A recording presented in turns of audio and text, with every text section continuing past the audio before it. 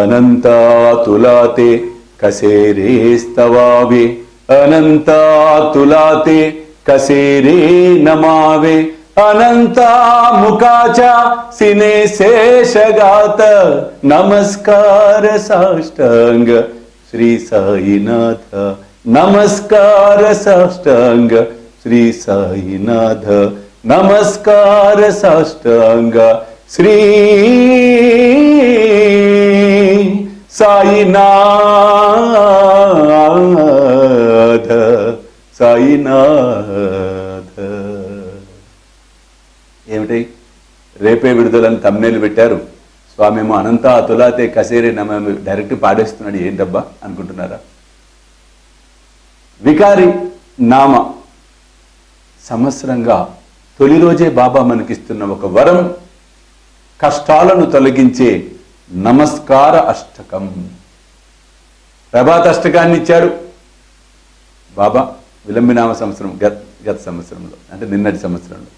ఈ సంవత్సరం ప్రారంభమే నమస్కార అష్టకాన్ని బాబా మనకు వరంగా ప్రసాదిస్తూ ఉన్నాడు. ఇవి వినటం వల్ల కర్మ తీవ్రతలు తొలగుతాయి. ఒకరోజు విని వదిలేయటం కాదు, రోజు వినాలి. రోజు తింటున్నాం కదా, చిన్న ఎగ్జాంపుల్, రోజు తింటున్నాం కదండి, తింటేనే కదా ఏటీపీ ప్రొడ్యూస్ అయ్యేది, గ్లూకోజ్ అయ్యేది. అది గ్లూకోజ్ అయితేనే కదా మనకి శక్తి వచ్చేది. ఒకసారి తినేస్తే అయిపోయిందంటే బాడీ ఏమైపోతుంది చూడండి. దేహపరంగా మాట్లాడుతున్నా. అలాగే ఆత్మపరంగా ఆత్మశుద్ధి అవ్వాలన్నా, మనోశుద్ధి అవ్వాలన్నా శుద్ధి చేసేటువంటి వాటిని ప్రతిరోజు మనం ఆచరించాలి. అందులో భాగంగా ప్రభాత అష్టకం ప్రతిరోజు ఉదయం వినండి. ప్రదోష కాలంలో నమస్కార అష్టకం వినండి సాయంత్రం పూట. అంటే అప్పుడే వినాలని కాదు, ఆ టైంలో వింటే ఇంకా అద్భుతం. లేదు రాత్రి పడుకోబోయే ముందు వినండి, లేదు మధ్యాహ్నం వినండి. అద్భుతమైనటువంటిది నమస్కార అష్టకం. మధ్యాహ్న హారతిలో పాడతాం, సంధ్యాహారతి ధూపహారతిలో కూడా మనం పాడతాము. అటువంటి నమస్కార అష్టకాన్ని మనం రేపు ఉగాది రోజు విడుదల చేసుకోబోతూ ఉన్నాం. ఉగాది రోజు విడుదలయ్యే అద్భుతం. నిజంగా మీరు ఆ గానం వింటే మైమరిచిపోతారు. ఇది 100% డౌట్ ఏం లేదు. అందులో బాబా నాతో పాడించిన ఆ రికార్డింగ్ అయినా ఈవెన్ ఇప్పుడు నా వింటుంటే చెవుల్లో మారుమోగిపోతుంది ఆ నమస్కార అష్టకం. నాకు అనిపించింది నా తండ్రే నాలో జొరబడి పాడాడేమో అనిపిస్తుంది. మీకు కూడా ఆ భావన కలుగుతుంది అనేది నా నమ్మకం. రేపటి రోజు గురించి నేను ఎదురు చూస్తున్నా. తప్పకుండా మొట్టమొదటిగా నేనే వినటం కోసం ప్రయత్నం చేస్తా.